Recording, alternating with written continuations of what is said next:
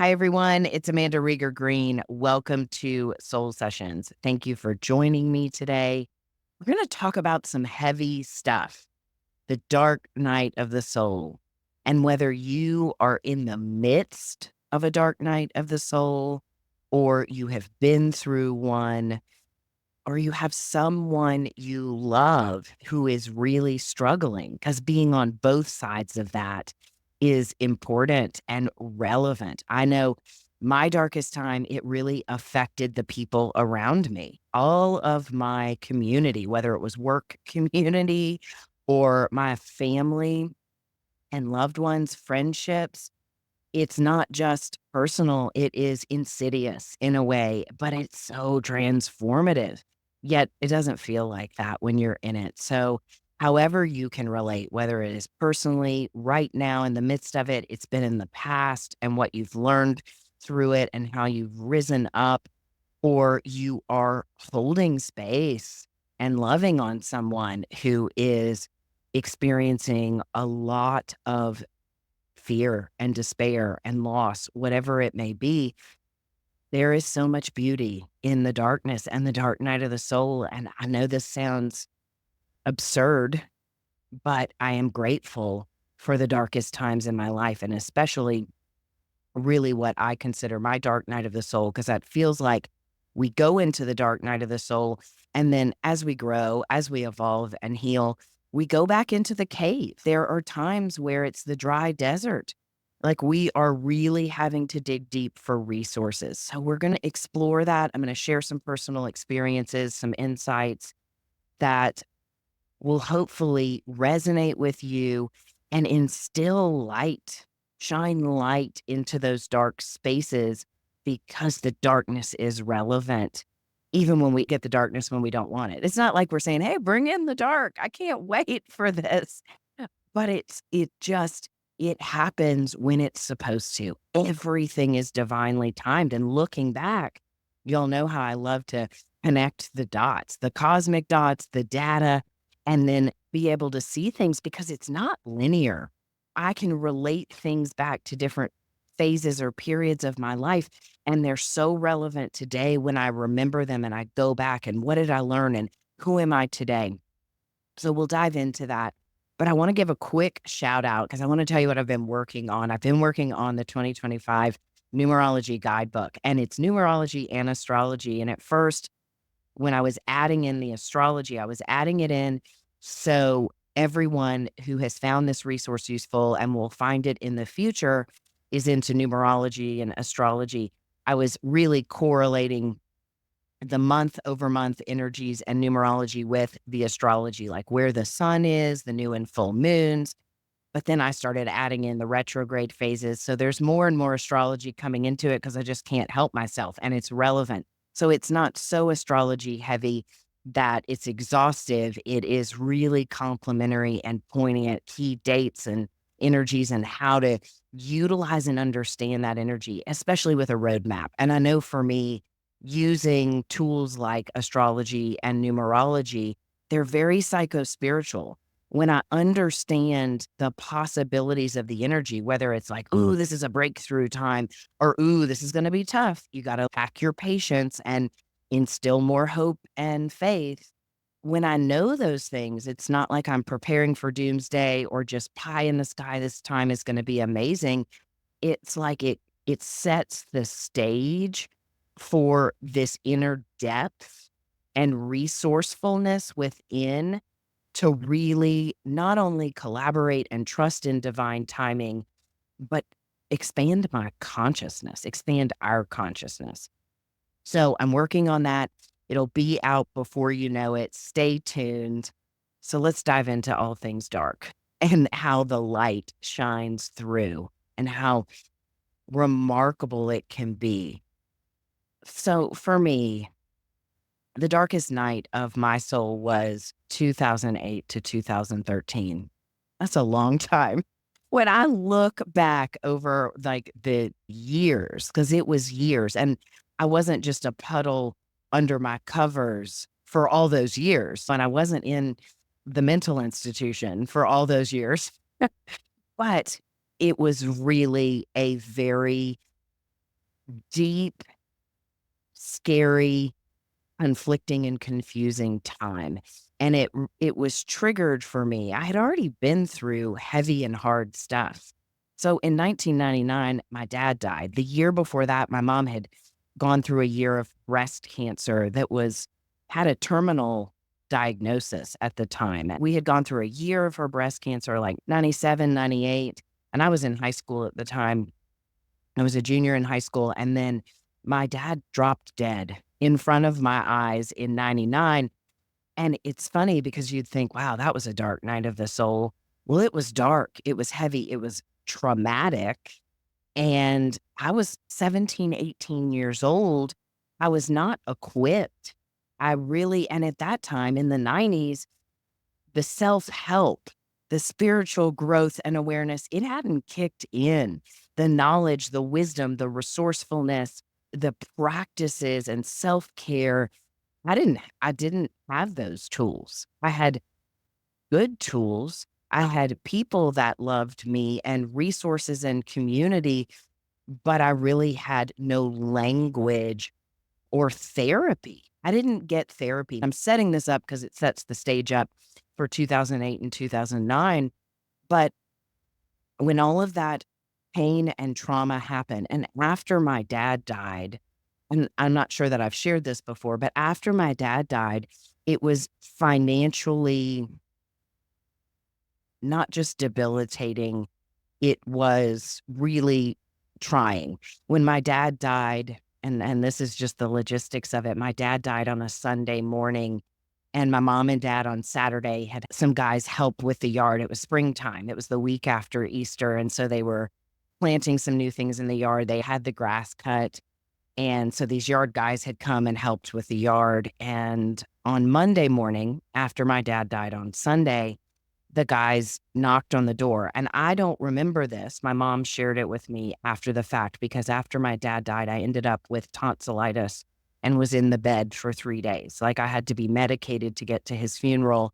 My whole body, my throat chakra, everything I spiked a fever. I couldn't get out of bed. That's how my body responded to that shock and trauma. And anyway, the yard guys knocked on the door on Monday morning, and I would think my grandparents were there. A lot of people were in the house, and they said, "Is Miss Rieger here?" And somebody got my mom and they said, "Miss Rieger, your husband wrote us a check yesterday and it bounced. We need our money." And my mom was like, "Well, I'm really sorry about that. He's dead." It was that kind of moment. And come to find out, my dad was negative $500 in the bank account. We had lived in a lot of paycheck to paycheck energy most of my life. We moved a lot. My dad was trying to rebuild from losses prior to my birth. And anyway, so this paycheck to paycheck. So I know in my heart on Monday morning, he was going to make a deposit in the bank account before that check was cashed. I know how he operated. I know that's what went on. But my grandparents gave my mom the cash because they were at the house to pay the yardman. But that's how it started out. And in a very short time, we gave our house back to the bank to pay debts on my dad's taxes. We gave all of our cars back. My grandparents helped my mom buy a car. She was a nurse. She was working, but I mean, it was really drastic. And I went off to college. All this to say, that was not the darkest night of my soul. It was extremely traumatic. And of course, moving from 18, a senior in high school, and my dad dying just before I graduated, and then going off to college, my mom saw to it that I went off to school. So I had buried and repressed so much pain and trauma and just mask it with ambition and drive and achievement in a multitude of ways. So I trucked through. I carried on with all of that fear and pain and unreconciled grief in my heart. So flash forward to the end of 2008. I got laid off, and there were massive layoffs. Depending on what age you are, you can probably go back to 2008, 2009, the housing crisis. major layoffs. I was one of those people. I got laid off November 1st, 2008. And let me tell you this, I loved my job.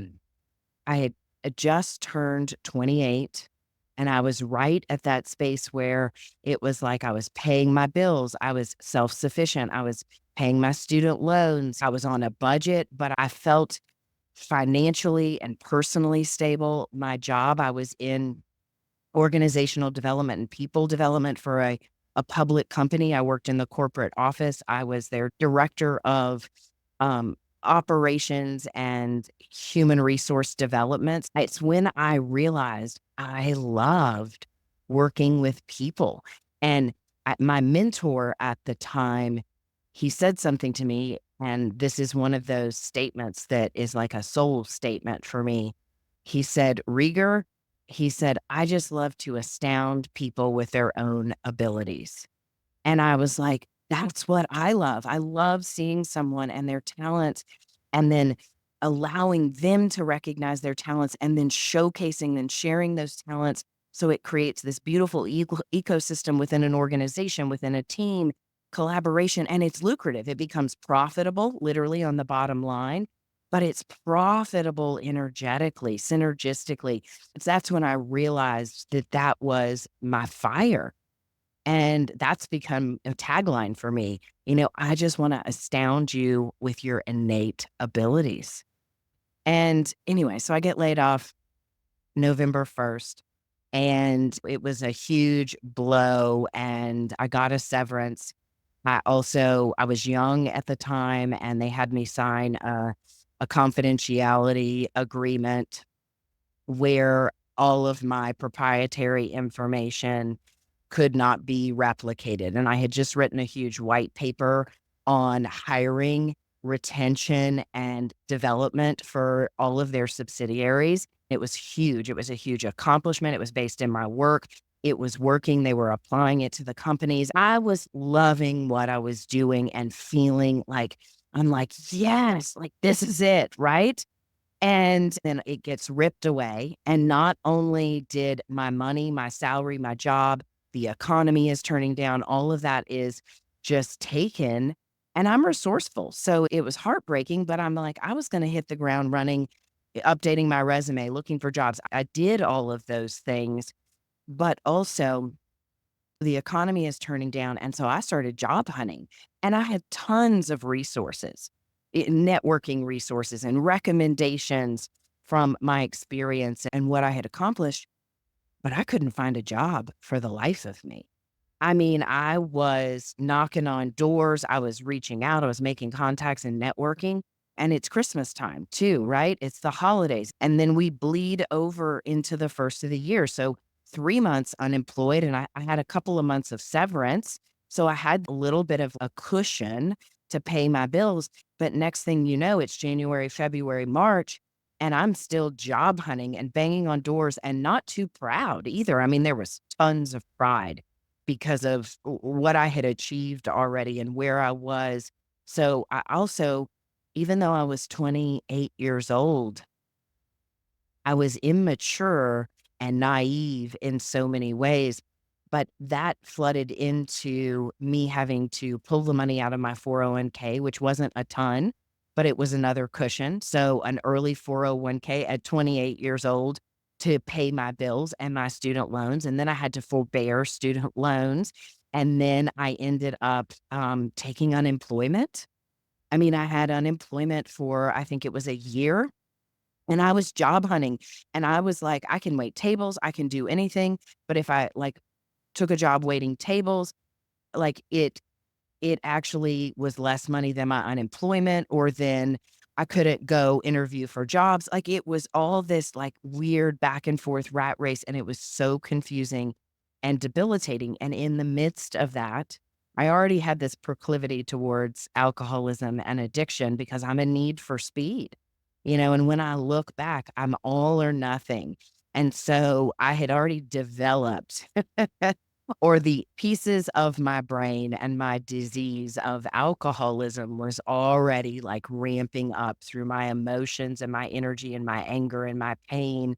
and my rage and self-pity and exhaustion and depression and feeling like I was worthless. I mean, all of the things that ensued, I remember being so broken and vulnerable, and alcohol became this crutch at the time. And I didn't tip the scales at that point to where, I was not the alcoholic that was drinking at work because, well, I wasn't working. I mean, I was trying to network and do the things, but it was when I started to really rely more on alcohol to either feel or not feel. And I am one of those people that I drank to feel or I drank to numb out, both. Like, it just didn't really matter. And what I mean is drinking to feel. I didn't just drink because I didn't know how to feel. Like, on an unconscious level, I would drink and then I would black out.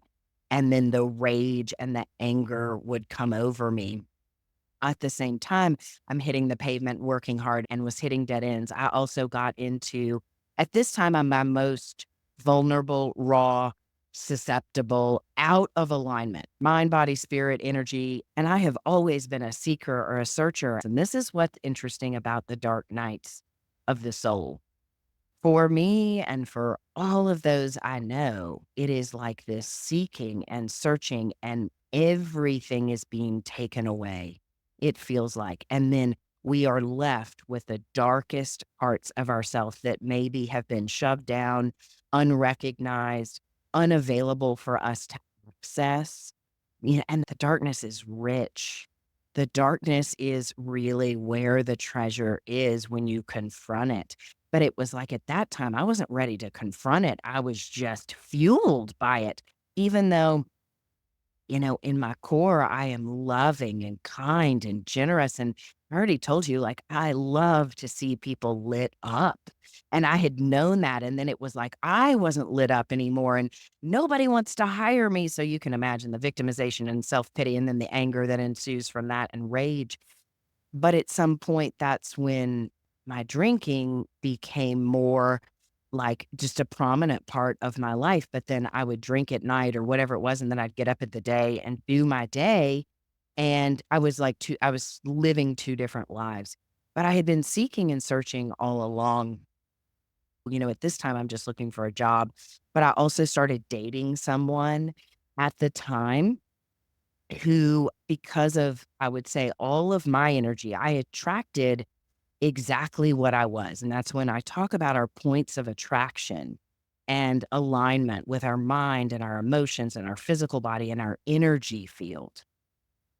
That when we are out of alignment or out of attunement, even if it's not a dark night of a soul, it's just a tough day, or your monkey mind is racing, or you're emotionally charged or depleted in some area, or you've got pain in the physical body, we get out of whack all the time, and sometimes it's prolonged if it's a disease or some kind of, like, physical illness, or you're really struggling with depression.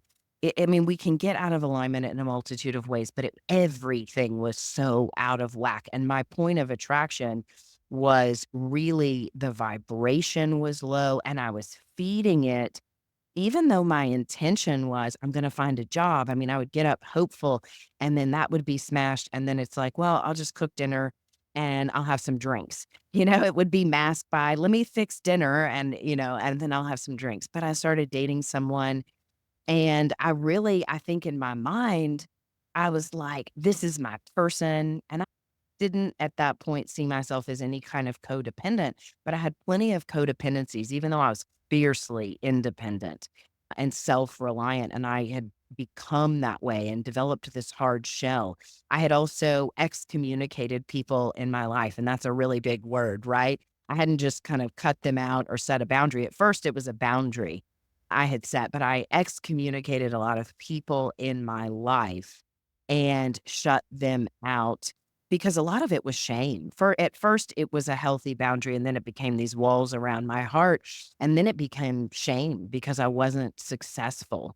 I by my definitions, my old, 15-year-old self, or the standards and things that have been conditioned. So I was carrying so much shame and anger and pain and fear. but I was also continuing to perpetuate the attraction of that. So again, that point of attraction, if it's, rolling with transformation and growth and light and health and love and hope, even in the dark times, it balances out and alchemizes. But I was in this devolution, I was like not evolving, I was devolving, and it was becoming darker and scarier. And for me, as things amped up into really when I was 30, a couple of years later, I ended up with a job. I was dating someone, and I was unhealthy, and I was probably creating more unhealthy behaviors than this person, and they were already unhealthy. I don't have any blame today because it was exactly what it was supposed to be, but it was insidious and perpetuating, and so I would get violent and angry with the person I was dating when I would drink, and I'd become crazy, and then I'd wake up the next morning like, "Why are you mad?" or "What did we argue about?" And then it would repeat and repeat and repeat, and it was the same cycle on repeat. But I was working, I got back into healthcare and sales and marketing, which I have a natural gift for, especially if I believe in something. So I had taken a job at a little more than a third of my prior salary. So, I mean, I was getting a dose of humble pie, but I was like, I want to work. Like, I love to work and work at something where I'm touching people and connecting with people. And so I did get this job, and I was driving a lot, and I remember this because this set me off. They GPS'd us. Like, I had a GPS in my BlackBerry at this job where I would go from, like, physician's office to physician's office, and I worked for this company, and we did CAT scans, MRIs, and we had multiple locations, and I was contracting with physician's office to refer their patients to these locations for imaging. But anyway, they GPS'd me, and I am really even, like, with my dark behavior, I wasn't drinking at work or doing the things, but I was going where I was supposed to be and making my contacts and making my numbers, but they were GPSing me, and I remember, like, and this was one of those set off moments. I had gone into a doctor's office and they were closed. And then I went to another doctor's office and met with them. And then after that, it was lunchtime. And I went to Home Goods because I was buying some little gifts and things for some of the physicians' offices. And I remember my boss called me and she said, "I need to ask you something. Why were you at this doctor's office for 2 minutes? And then you were at this other's doctor's office for 20 minutes. And then you were at Home Goods for an hour and a half in the middle of the day?" And it was all work related. And I remember I was not doing anything wrong. I was working and it was lucrative. And then I went to Home Goods to go get the stuff, which I was totally allowed to do. And we had to keep a log of where we were and where we went. And they GPSed us. And I told her, and she's like, "Well, that's unacceptable." And so after that, I mean, it was like being micromanaged that majorly. And I had never been micromanaged. My mom was pretty controlling, but she was strict. But my parents didn't micromanage me. And I'm trustworthy. Like, I am doing my work. I'm showing up. I'm hitting the pavement.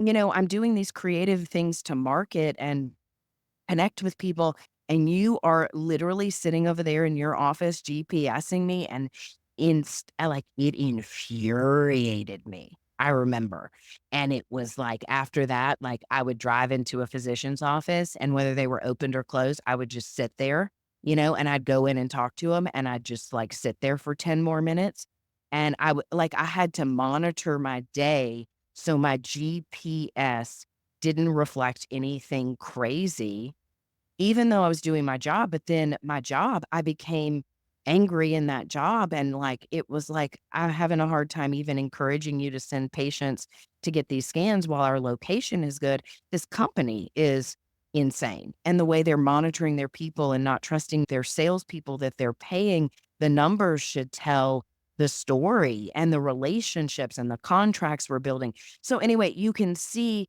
like, my insanity, and I began to be really and truly fueled by "I'll show you," rage, anger, like, my light, which was this hopefulness and inspiring people and connecting people, and then me trying to rebuild my life and my finances and my resources, like, it really at some point I was being fueled by so much fear in a multitude of ways and a beautiful light in that darkness. And this was not before it got its darkness, but the beautiful light in that darkness was I was still networking and job hunting because I knew that that wasn't the job. And I ended up getting a job with a hospice, and I have a master of public health, and I was in healthcare. And through some networking, I ended up with a job in business development and marketing with a hospice in Houston in the Texas Medical Center. And I tell you what, it was my darkest time, but it also began to open me up in this really divine way to my calling, putting all those puzzle pieces together, people development, organizational development, seeing the light in people, seeing teams. And from hospice, I learned about interdisciplinary teams. And in it, and if you've had a loved one on hospice and hospice is done well, it takes the whole interdisciplinary team. It takes the physician, the nurse case manager, the nurse that comes into the home, the social worker, the chaplain, the nurse's aides. And there's like the admission team, the bereavement department. And then we were also supporting families and dying patients. And I remember, like, getting in there, and I believed in this organization, and I was also exposed to a lot of death. Death has been a story for me, and it was like I was finding my people and growing and doing something that had a purpose, and I was learning. And so I started to excel and grow in work, but I was also in this really dysfunctional relationship that was being perpetuated. And, conjunct with that, I am also still drinking, like at night or numbing out or on the weekends and burning the candle at both ends. I'm thriving at work and growing and touching people's lives, and they're touching mine.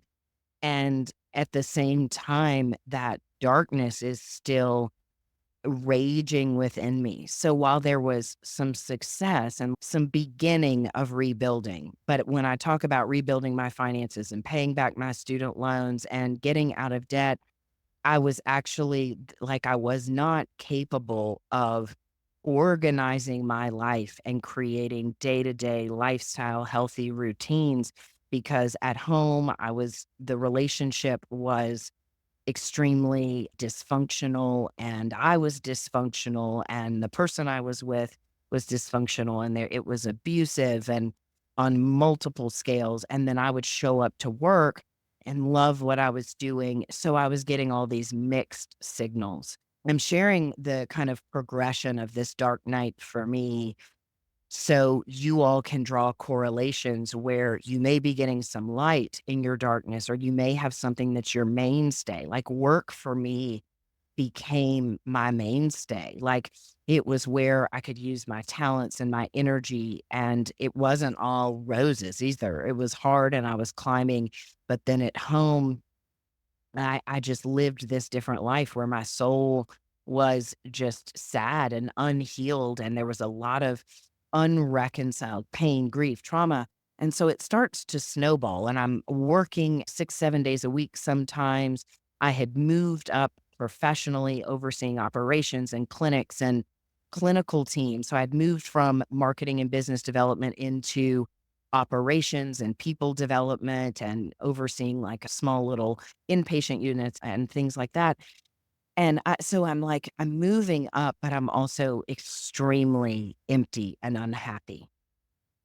Like it was like there was traction, but I was also becoming emptier and hollower and more afraid and angrier and scared and small. But on the outside, I loomed large. I'm like, I'm going to show you that I am capable and I am strong and I am loving and I'm going to support.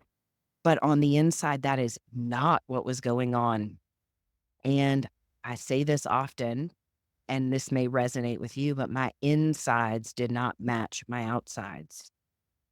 And that it was the polarity was becoming increasingly more drastic, and the tension, it was like I was pulling on a rubber band between my outer persona and what was going on in my inner life, and it was like I was pulling so tight on that rubber band, at some point, it was gonna snap. I was gonna snap, and I was becoming more volatile, like, my alcoholism, which was really becoming unmanageable. It had been unmanageable for a while, but it was becoming destructive and, like, pouring out of my cells and my being and my eyes. The light in my eyes was starting to turn off, and it was coming out sideways in a multitude of ways, and I know in that story, and there were probably a year and a half of the darkness. The darkest time was me drinking, and I could have 1 drink or I could have 10 drinks, and you didn't know what you would get. It was like Russian roulette, and I would literally black out and no telling what would happen. And I've shared this before, and I'm so grateful today for this time, and I'm grateful I lived through it, because I tried to commit suicide multiple times and would black out. And what would happen, because I am a channel and I have these psychic energies, and they had always been there, but it was almost like the darkness took over. But when I would drink and black out, I would go into trance channeling oftentimes, and my mom and the guy that I was with witnessed this, where my eyes would shift, like, kind of like The Exorcist. I mean, I'm not joking, and for my mom, who isn't here today to tell this story, and she's told this story to other people, it's like I would just shift and I would start channeling dark language very emphatically and articulately, and I would become violent, and then I would wake up the next morning. It was like, I mean, I really truly know that I had a ton of entity possession, because my immune systems were so shattered mentally, emotionally, physically, energetically. I was so susceptible, and the signal I was sending out, even though in my heart I'm like, I'm light, I'm loving, I'm capable, I'm intelligent, I have God-given gifts. But why? Like, are people not seeing it? Why am I not happy? There's just desperation and pain. And then I don't know how to ask for true help. That was the other thing, is I was so proud and determined that while there would be times I'd break down and ask for help, then the next day I'd get up and say, I'm good. I got it. This won't happen again," or "I'm fine," or "I have a really busy week at work." The excuses would pile on, or, I'd be like, "Well, let me get a new outfit." I don't anything, or a new vehicle, or anything to mask my pain. And by the way, all of this time, my finances are, I am becoming more in debt. I have credit card debt, because I have no concept of money management. Like, nothing is coming out functional. It is all the wheels are coming off, right, of my life in every which way. And I was becoming the person I was afraid of becoming, which was, people are going to see me as a mess, a failure, incapable, incompetent. All of my darkest fears was that I was an imposter, or I was insignificant, or I was weak. And I was becoming that. And it was becoming obvious. Like, I was becoming disheveled, in every aspect of my life. And then I'm also having these episodes, more often than not, where something would take over my body, and it was taking over more and more. And then I wake up the next day in complete despair and horror, not remembering my actions or what went on, and then masking it and moving forward. So it was dark and it was confusing. And by all intents and purposes, I needed to be committed. But then I would wake up the next day and put my makeup on and my business suit and go show up and show out at work and be like, everything's fine, everything's fine. But it wasn't. And a series of drastic events and episodes happened. One of those, and probably the most terrifying, for my mother, was she lived in this high rise in Houston, and she lived on the 16th floor, and she had this great balcony, and I would go spend the night with her sometimes and be myself for a little bit and then turn into a crazy person, and she had to deal with that on and off, and it was the most remember how I said for the people we love, when we're going through this darkness, it impacts them because she was probably the most directly impacted because she felt helpless. Even though she's saying, "You need to get help," or "What can I do?" She didn't have the tools and resources or know how to help me. She was doing the best she could, but she was loving me through all this madness and insanity. But, I was at her house one night and that light bulb flipped after, a bottle of wine or whatever I had that evening. We had a lovely evening, I think, in the beginning. And then at some point, she had this high top table on her little balcony and these high top chairs. And I ended up with one foot on her railing and one foot on this high top chair. And I am screaming and raging and yelling and saying, "I'm gonna jump. My life is worthless," and then I also said some horrific things to her because she recounted that to me about my father and my father dying and, like, the ugliest, angriest stuff, and in the midst of that, the chair collapsed, like, the chair it was uneven, and I fell into her balcony versus over the balcony. And she said she had just started to back away because she was afraid if she had moved towards me, I would jump because I was out of my mind and I fell inwards and, she put me to bed and that next morning and she didn't sleep all night to tell you how insane things were and how heavy it was. That next morning, I knew that something really bad had happened, and I somewhat recalled it, but I also said, "Oh my gosh, I'm so sorry for acting that way, like, I'm so sorry I scared you. I've gotta head to work." And she had not slept. She was in utter terror and fear, and she was drastically impacted by it, and yet I got up and tried to make excuses and say, "I'm so sorry for that. We'll talk about it later. It won't happen again. I'm fine." And then that sort of stuff continued for about a year. There are so many things like that that happened in a very short period of time, in a year's time where it got darker and heavier and scarier. And but for the grace of God, I am alive and well to tell the story, and I did not kill or injure someone else through my behaviors and my actions. But everything kind of came to a head Mother's Day of 2013. And I remember for the first time, and Mother's Day was on a Sunday. And on Saturday, I remember I was invited to a party and I had been trying to stop drinking. And I remember thinking, if I go to this party, I'm going to drink. And I don't want to drink because I don't know how I behave when I drink. And it could be crazy. And I'm afraid. But we went to the party anyway, and I wasn't going to drink. And then at some point I did. And I was correct. Like, it was just insane. I assaulted a woman. They were gonna call the cops on me, and I had a cute dress on because if my outsides look okay, then my insides are okay. And I mean, like the woman that owned the home that we went to, and there were children and families there, and I like became a crazy person and hit someone. Like the insanity. I'm sharing this with you because, and I'm laughing about it because it's not funny, but it's because, oh my gosh. I should be dead or I could have killed someone. And that next morning, I woke up in the bed, in my home with a guy that I was still with.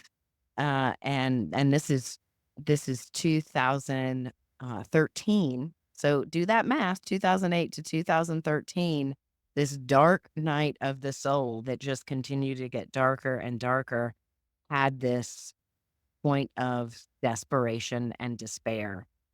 And I remember 2 things, because these are the things, if you're going through a dark night of the soul, their spirit and God and your guides and your soul is always there.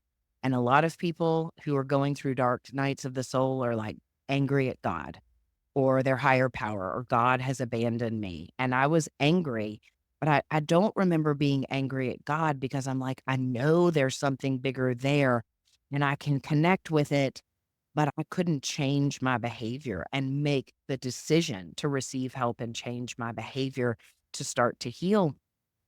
And when I woke up that morning and my mom was in the bed next to me, there was going to be an intervention, and there was. And she said, "Hey, like, you need to get up and brush your teeth and come downstairs. Like, we need to have a talk." And it's literally, I remember pulling myself up out of bed. And what I was going to say about this, so let me tie it in because this is really important about looking for and connecting the dots where the light shines through. A year prior to that, I was sitting on my sofa in my house, and it was a Sunday morning. There's that Sunday morning again, right?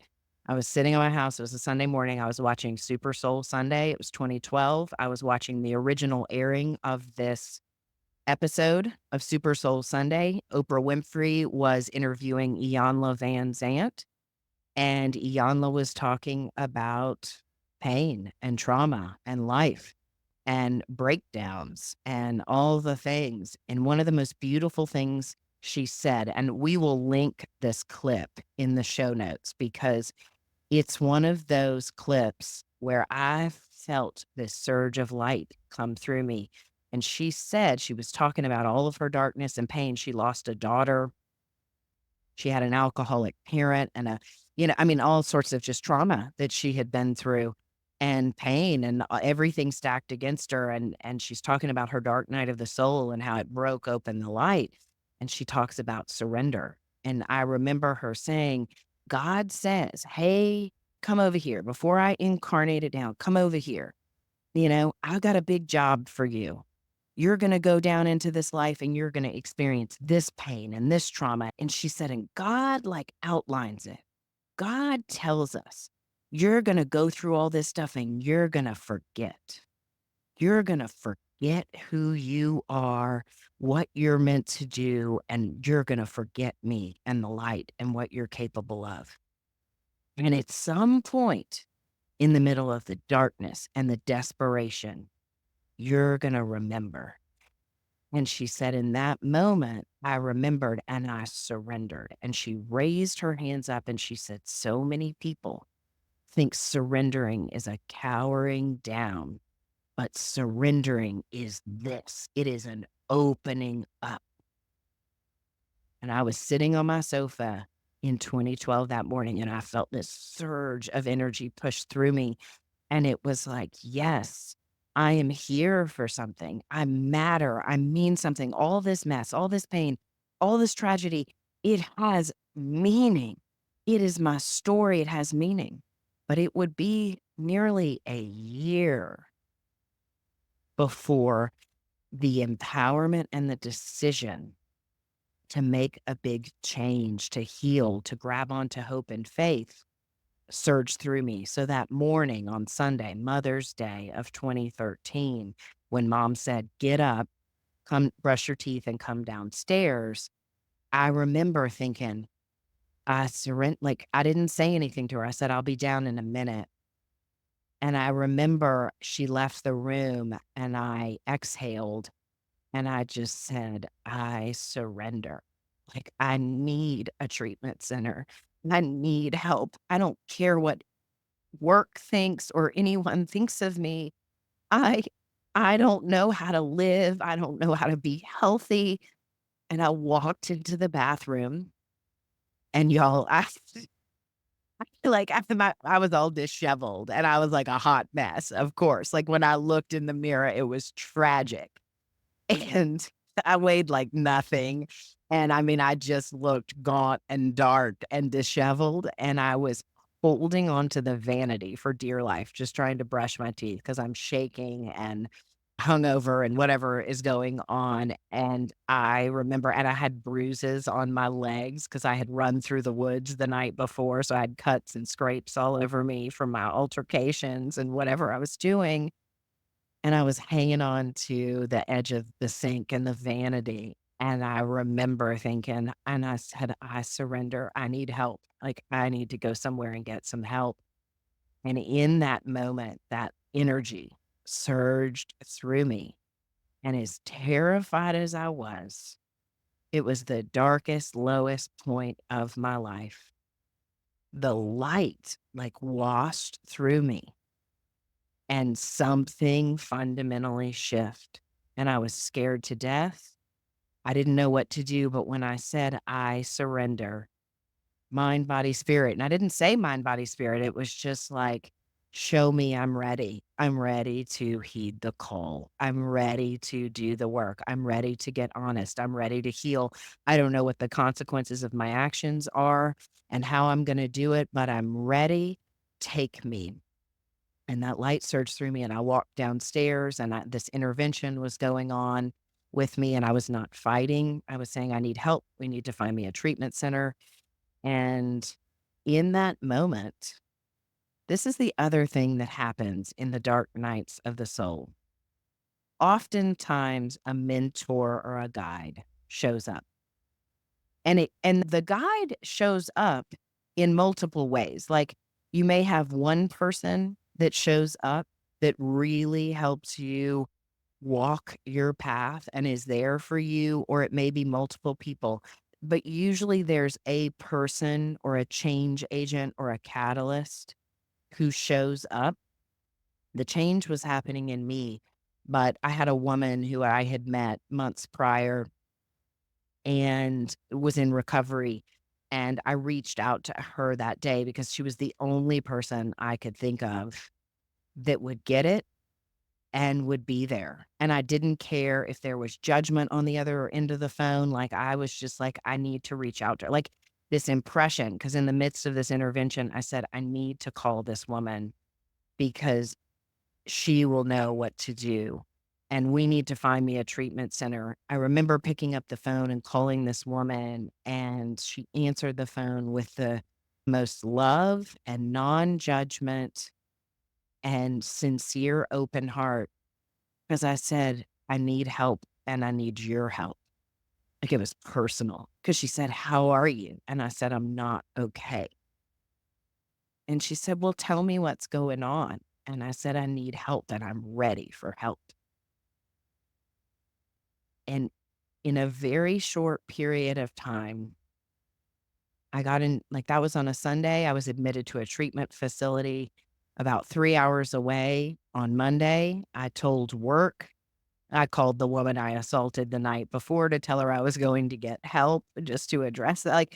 Like, things started happening, and I go to treatment. And in the midst of taking that action step and sincerely asking for help in my heart and surrendering and then reaching out to someone and becoming willing, open and willing to receive help, the light started coming in. The doors started opening. The evidence of God and the divine orchestration of things that was there all along, that was too too difficult to see in my insanity and absurdity, started shining through, and the ball started rolling. And that year forward was the most challenging and brilliant year of my life, because I began to look at who I was, who I had become, and all of the darkness within me started to rise to the surface, to begin to understand, to heal, to examine, not on my own, but with the help of a multitude of other people. And this story is much more detailed in my recovery journey, but it was a recovery of my soul. It was treasure hidden in the center of this darkness. Like, this nucleus of diamond white essence was buried in the darkest part of my life. And if you are struggling right now, if you're going through a dark night of the soul, or it is just one of those dry deserts, remember that walking into the darkness, confronting the fears. When I talk about making fear inventories, when I get very clear on where and how darkness is showing up. And when I talk about darkness, I'm not talking about evil and, you know, scary stuff. I am talking about self pity and anger and rage and manipulation and all of those emotions that start to build up. And it's like they build plaque around this diamond essence of our soul if they are not continually faced and looked at and alchemized. And when I say alchemy, alchemy is taking a base substance and transmuting it into something higher. So an actual alchemist would take a metal and turn it into, gold or something. Like that's what you're doing is you're taking a base frequency and you're transmuting it into something higher. And what I know from my experience in that darkest time is when I truly surrendered and invited the light in, and then I was willing to do the work because it takes action. If you're in a dark night of the soul, the surrender, the honesty that comes, and the freedom that comes in God, I can't do this. Soul, I can't do this. Universe, I can't do this. Help me, I'm ready. Like a sincere opening that is freeing and terrifying. You match calamity with serenity, and there is some kind of fusion point between the calamity and the serenity that creates a quantum space, a quantum fissure. Time stands still. One of my favorite quotes about the dark night of the soul comes from Joseph Campbell. And what he says is the dark night of the soul comes just before revelation. And that's what happened. I had this spark of revelation that I told you with Super Soul Sunday, but I was not ready. I was not ready. He says the dark night of the soul comes just before revelation, when everything is lost and all seems darkness. Then comes new life and all that is needed. And in that moment in 2012, there was this moment of revelation. But for some reason, my testing, my story in my mind, in my rational mind, I hadn't lost enough, hadn't lost everything. When everything is lost and all seems darkness. So I would trek another year and it would get darker and I would lose more things because I'm that stubborn and that full of self-will that like I wasn't ready yet. And that morning at my sink with my shaking body, spirit, and hands, it was like, I'm ready. Like I have lost it all. And I had lost a lot of things, friendships, money. I was about to lose my job. I was on the brink of all of it. And it was like, I surrender. I don't care. I need help. And immediately it was like, who do you call? You call this woman. And you've got to go to a treatment center. Like that everything started flooding in. And I had enough willingness and courage. Dark nights of the souls, when the light starts to come through, when your spirit is at your weakest, it's actually at its strongest. Think about that. When you think you are so broken, desperate, and in utter despair, and it feels like your spirit, the light is dim, it is like a tiny little ember, a tiny little spark.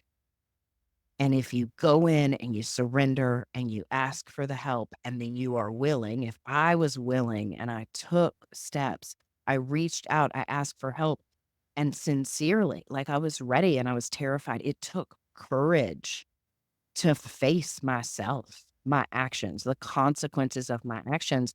And like I said, the year that ensued was the most terrifying and beautiful because it was one day at a time, a step at a time, one amends, one change of behavior consistently. And if you've listened to this podcast, one of the things I hammer in is consistency. What is rewarded in the revelation of the darkest night, when you feel like you're at your lowest, the new life starts to come in, like Joseph Campbell says, and everything that is needed, all the tools, people, resources. But our responsibility is to heed the calls and to respond to what shows up, which sometimes means consequences. It means breakups of unhealthy relationships, toxic environments, changing your people, places, and playpen. And yes, we have family and certain people that are in our lives, but it's changing relationships, dynamics. That light, that little ember that starts to kind of spark a fire and it starts to grow is fueled by hope and trust. But the action we choose to take consistently around taking accountability for ourselves, our attitudes, actions, behaviors, the consequences of that, and owning our side of the street and quit blaming anyone else, blaming the trauma, blaming the pain. And yes, the trauma and the pain and the injustice and the unfair circumstances or lack of resources or a good parent or food on the table, like whatever your circumstances are, it is about not blaming the circumstances, but taking the circumstances and then finding that sovereignty, finding that empowerment, and really owning the whole story. God either is or God isn't. Everything is exactly how it's supposed to be. So, how am I going to respond? I'm going to show up and give it to God, and I'm going to show up honestly, take accountability with courage, and I am going to be who I am. My insides will match my outsides. I am going to suit up, and show up authentically. I will follow this up and we'll talk about spiritual awakening, dark night of the soul, and how those two things really, really interconnect. The polarities interconnect. But what I know is that when the light comes in and the decision to receive help, human resources and divine resources alike, and then consistently taking accountability, regaining clarity, health, well being, sovereignty, empowerment, trust, all the things that are broken through our circumstances, pains, and traumas, and not blaming them, just being fiercely determined that we are worthy, we are capable, and we can heal. The resources, everything we need shows up. So, whatever you're walking through, whether it is literally you are in your darkest night right now and desperate, you've lost a loved one and you don't know how to go on, you have lost a job and it feels like everything is being ripped away, or you're in one of those, like I said, you go back into the cave where everything gets messy for a season and it's hard to find the consistency and the traction. Wherever you are, it is valuable. And your light, that little tiny spark, that tiny ember down there, if you can reach in and grab it and shoot it up higher, surrender it up, and then make a decision that you're here to be empowered and heal, the resources will come. And they do come a day at a time, like putting one foot in front of the other, but finding ways to ask for help and then take the suggestions.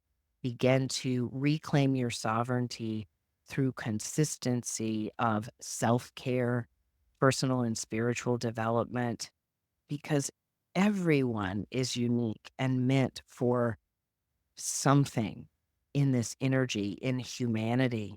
And whatever your story is, it's epic, right? And I've talked about us being in these times that are mythic and epic. That's what the next couple of years are. They're gonna have some darker nights of the soul or revisiting of the darkness and the cave. I can feel it. And I can have my moments of pity and doubt and worry and messiness, but I like them to just be moments or just be a couple of hours and hold space and then get back into some sort of solution. So If you're like, okay, Amanda, what do I do next? Like, what do I do with all this? Okay, I resonate. I get it. I'm not alone. This stuff is scary. What do you do next? You start by getting still. Just get still, breathe, and say, I'm ready for some help. I'm ready for some solution. I'm ready for some new tools. Show me what to do next. And just start by sincerely saying, I know my light can be bigger than this and is worth more than this. And all of these outer circumstances that are creating limitation, resistance, pain, fear, heaviness, darkness, depression, addiction, toxic relationships, all of the stuff, whatever is around and coming down on you, literally just say, all of this stuff is not in vain. Show me the way forward. And after you take a minute, you take a breath, you breathe, you ask for that surrender. You step out of that. And one of the things that you can do is you say, what would be the healthiest thing for me to do for the next week? Like, what is one practice? And maybe that practice is you get a good night's sleep for the next 7 nights. You go to bed at an early time, you get a good night's sleep. Maybe if you do have an addiction or something, you seek some recovery and you find some kind of meeting that supports you. Maybe if you're in a toxic or an unhealthy relationship, you say, who do I know who has a healthy relationship with their spouse or their partner that I could trust, that I could say, hey, do you have time to have coffee with me and give me some support? Maybe you go see a therapist. You make a session and you go see a therapist and you commit. You find your therapist and you commit to therapy. Maybe you start exercising because for you, this dark night of the soul is weight and body image and insecurity. And maybe it's you go try some different classes and put aside your money. Maybe it's professional and financial and you hate your job and it feels like the weight of the world is on your shoulders. Well, you show up to work, but today you start working on your resume. Today you start working on your resume and then you say, who can I start networking with? Who can guide or mentor me in this and give me some support? There are many ways, but the deal is asking for the help, surrendering it on the daily and sometimes multiple times a day, inviting in your higher power, your guides, and truly letting them guide you. Because when you invite them in, sometimes they take away stuff from us that we don't need because they're like, that's obstructing your path. That's obstructing your path. So this takes courage. This is not this dark night of the soul business or being at a low point. It is not for the faint of heart. And you all are not for the faint of heart. You have an ember that wants to turn into a wildfire. And we need wildfires right now, wildfires of magnetic, magical quantum light. And if there was ever a time to summon your courage and to seek health, wellness, and well being in a consistent way, and to make the decision and ask for support, receive it consistently, and trust that it's going to take a little linear time, like a day at a time. But I tell you what, when you start to move forward, the doors open, the solutions come, and you got to get out of your own way. You got to get out of your stubborn. Oh, I don't want to go do that today. It would be healthy for me, but I'm too tired. It's when you have to have a little resolve, a little fortitude, a little doing what you don't want to do, but you know is good for you. So wherever you are in your journey right now, one, I want you to know you're not alone in the fears and the pain and the uncertainty, the unknown that comes with any kind of darkness. Whether it's the darkest night of your soul or you're in the cave, uncertainty comes and we feel out of control. We can control our actions, attitudes, and behaviors. And if you surrender it to something higher, if you heed the call, if you willingly, diligently, consistently take steps a day at a time, try it for the next 30 days. Try something new for the next 30 days that adds value to your health, well being, your spiritual health, your psychological health, your physical health, and mental health. Figure out what that is. Ask for help. And if you don't know what it is for you, who can you ask that may be able to give you some insight and guidance around resources? the action on our part and the willingness is what breaks the dam open or adds beautiful, beautiful gasoline to that fire of light that is hidden under all the darkness. So I'm sending everybody love. And if you have stories to share or insights or questions, because I've given you a really broad, sweeping story personally. And like I said, I'll follow up with the spiritual awakening piece of it and how things click and how doing the hard work a step at a time sometimes was daunting, but it started to pay off. And it was like my reservoir of light started to build. And at some point, the light took over the dark, and that light has never really diminished since then. Once I woke up and I made that decision and surrendered, I have not gone back to sleep. My gifts flooded in, the light flooded in, all of the things within me that were buried deep down that I knew were there from the moment I came onto this planet started to be recovered. What God whispered in my ear, Amanda, you're going to have this and this and this, and you're going to want to die, and you're going to do these horrible things, and you're going to do these wonderful things, and you're going to forget. You're going to forget who you are. Today, I'm asking you to remember who you are and remember where your soul's infinite potential is rooting you on. Because you're worth it, and we need your light. All right, everyone, be well, surrender it up, take courageous action because you are worthy. See you later, everybody.